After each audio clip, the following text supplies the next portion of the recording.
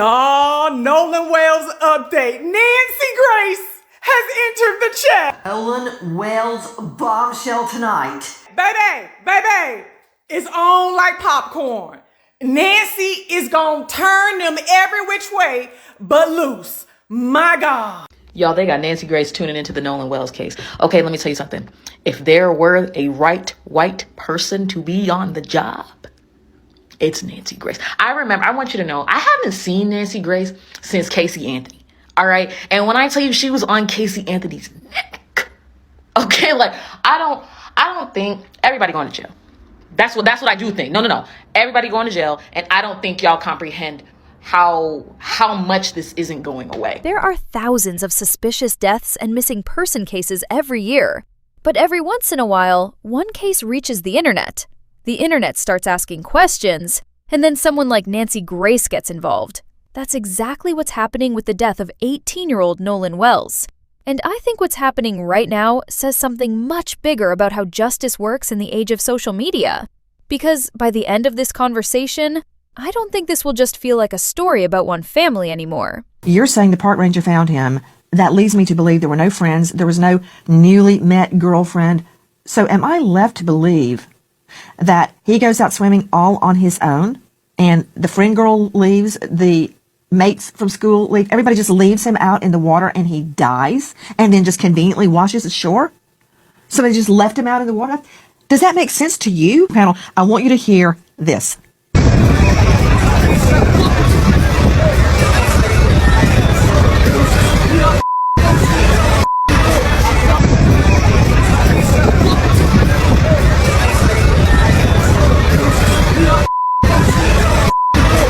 That is from Anna Moore on Snapchat, and you have to listen very intently to hear what she claims is being said. Todd Terrell, United Cajun Navy, please don't move. Joining me now, Caitlin Becker, the senior national correspondent at New York Post. She is the star of New York Post Cast. New York Post Cast, that's her podcast. Caitlin, thank you for being with us. Now, according to what this Anna Moore on Snapchat has revealed, you can hear, and this is also according to the attorneys, "Give me my effing phone." This is Nolan reportedly talking. What the F are you doing? The friend, they claim, Trayston Shepard. I can't tell that from what I'm hearing. The friend says, "Get off me. Get the F off this boat. F you, bro." Now, the voice we believe is Nolan's is, "Give my effing phone. What the F are you doing?" And then another voice, "Get off me. Get the F off this boat. F you." Okay. What do we know? And Caitlin Becker, joining us in New York Post, who is this mysterious friend girl? Because I want to talk to her. I want to talk to her too, Nancy. The video is tough. The Snapchat is really tough because you do clearly hear an angry altercation. There is the assumption that we're working off of that it is Nolan. However, a few other friends have confirmed it's not Nolan. There's actually someone who said it was me, not him. So you have someone coming forward saying that is not him on the video. So then did no altercation actually take place, or is someone jumping in saying that's me to misdirect or to redirect us from looking at it? That's the one question. The other question that you asked is who's the girl? Her name is apparently, allegedly, Katie. That's kind of all we know, just Katie. Someone purporting to be related to Katie went on social media, and this is not something that we've been able to confirm, nor have investigators confirmed it. But according to this person, Katie said, we met, we talked, he seemed like he was going back on the boat with his friends, and that was that. So Katie... Okay, hold on right there. Caitlin Becker. Caitlin. Right there. The girl, if she exists, says they talked, they chatted it up, probably flirting with each other, if accounts are true. Then he leaves to go back to the boat with his friends. But according to the friends, he stayed with her. Right there, that is a conflict. That doesn't fit. Nolan Wells disappeared during a 4th of July trip to Horn Island, Mississippi. 2 days later, his body was found. Almost immediately, questions began spreading online. His friends told investigators Nolan chose to stay behind on the island while everyone else left. But his parents say that explanation simply doesn't make sense. They've repeatedly said they don't believe their son would voluntarily separate himself from the group, especially in those circumstances. Now, here's where things changed. This week, Nancy Grace stepped into the conversation. And whether you love her or completely disagree with her style, there's one thing you can't deny. When Nancy Grace covers a case, millions of people suddenly start paying attention. The story leaves local news and becomes national news. Unless Nolan Wells has a twin, this picture right here may have just broke this case wide open. You remember these shorts? Nah, watch this whole video because there's a lot going on, and this is just the tip of the iceberg. Now, Nolan's mom was calling for people to send in pictures or videos that they have from 4 o'clock that day. Well, this picture is actually from a video. They panned the video across, and there's a person that believed to be Nolan Wells, we're not sure, on the boat, and it's called Little Daddy. But there's more to the story. Now, people are speculating that that is Katie's boat or Katie's family boat that he's on there. Why has nobody said anything or whatever? If this is him on this boat, whose ever boat it is, why haven't they said anything? But that's not all. They do have pictures that haven't been confirmed, but there are pictures that I saw with Nolan. It looks like Nolan and with someone with a blonde hair, woman in the actual water around this time.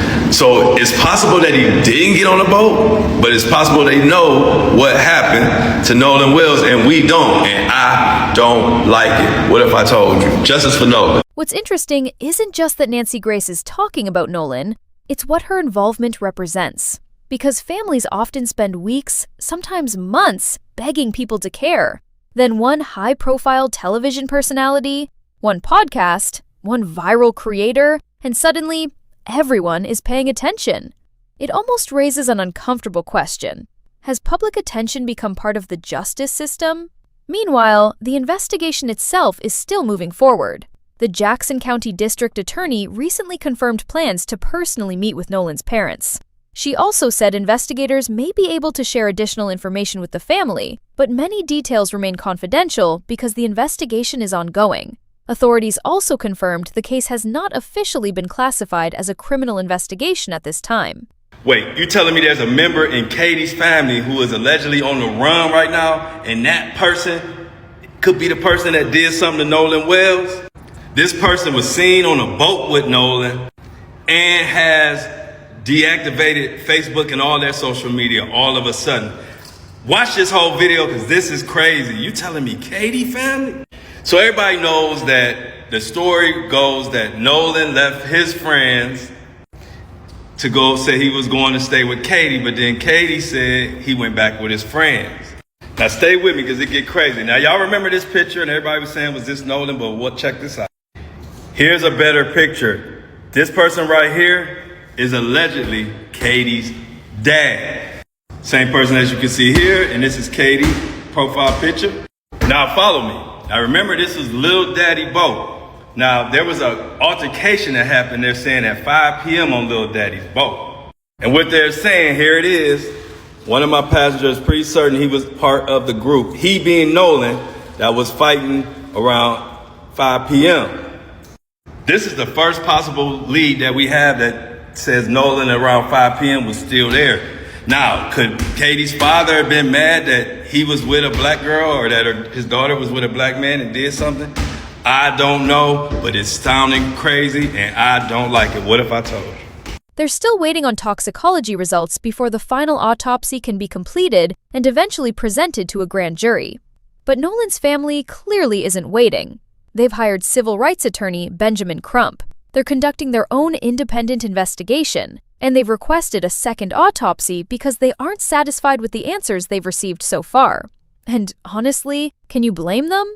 Imagine losing your child, feeling like you don't have enough answers, watching strangers online build theories while you're still waiting for basic information. That has to be one of the most painful positions a parent could ever be in.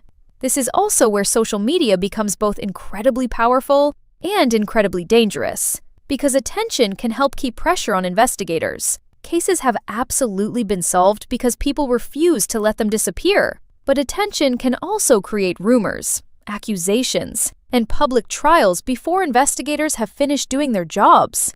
Those two realities exist at the exact same time. I'm not going to change what I believe, and I'm not going to change what I represent because you don't like what I have to say. Because on this channel, I speak truth.